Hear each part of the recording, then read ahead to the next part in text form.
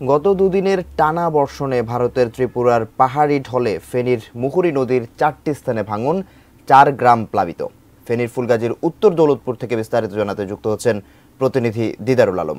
দিদার, বৃষ্টি এবং ভাঙনে যে ক্ষয়ক্ষতি হয়েছে, সাধারণ মানুষের ভোগান্তি সহ সার্বিক খবরাখবর জানাবেন।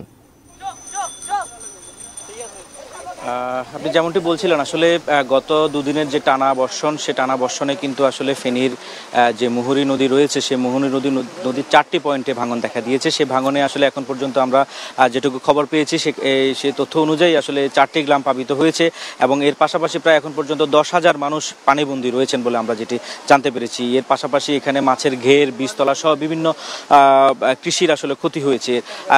এখন থেকে আসলে জেলা প্রশাসন থেকে কিন্তু আসলে এই যারা বন্যা কবলিত রয়েছেন, যারা বাঁধের পাশে বসবাস করেন, এখন পর্যন্ত তাদের জন্য কিন্তু কোনো সহায়তা দেওয়া হয়নি। আমরা যেটুকু এখানকার স্থানীয়দের সাথে কথা বলে জানতে পেরেছি, আসলে এই যে বন্যার যে বিষয়টি, সেটি আসলে কিন্তু যে ভারতের যে ত্রিপুরার যে পাহাড়গুলো রয়েছে, সে পাহাড়ি ঢলের পানি কিন্তু আসলে এই ফেনীর যে মুহুরী এবং কুহুয়া নদীতে আসলে এগুলো পার হয়, যে কারণে আসলে এখানকার যে নদী রয়েছে, সেই নদীর প্রতি বছরই কিন্তু এই নদীর পাড়গুলো ভাঙছে।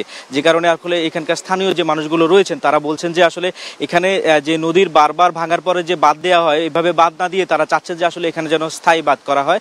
কিছুক্ষণ আগে কিন্তু এখানকার যে সংসদ সদস্য রয়েছেন আলাউদ্দিন নাসিম চৌধুরী, তিনি কিন্তু ঘটনাস্থলে এসে পরিদর্শন করেছেন। তিনি জানিয়েছেন যে আজকে কিছুক্ষণের মধ্যেই এখানে পানি সম্পদ মন্ত্রী আসবেন। তিনি আসার পরে আসলে এই যে এই নদীর যে বাঁধগুলো ভাঙছে, এখানকার যে স্থায়ী মেরামতের যে বিষয়টি, সে বিষয়ে আসলে এখানে সিদ্ধান্ত হবে বলে তারা আমাদেরকে জানিয়েছেন। আর এই বন্যার যে ক্ষয়ক্ষতির বিষয়টি, আসলে এটি যখন নিম্নাঞ্চলের পানি যখন নেমে যাওয়ার পর আমরা কিন্তু আসলে বলতে পারবো যে এখানে কি পরিমাণ ক্ষয়ক্ষতি হয়েছে। যে এই ছিল আমার কাছে ফেনী থেকে সর্বশেষ। দিদার, আপনাকে ধন্যবাদ।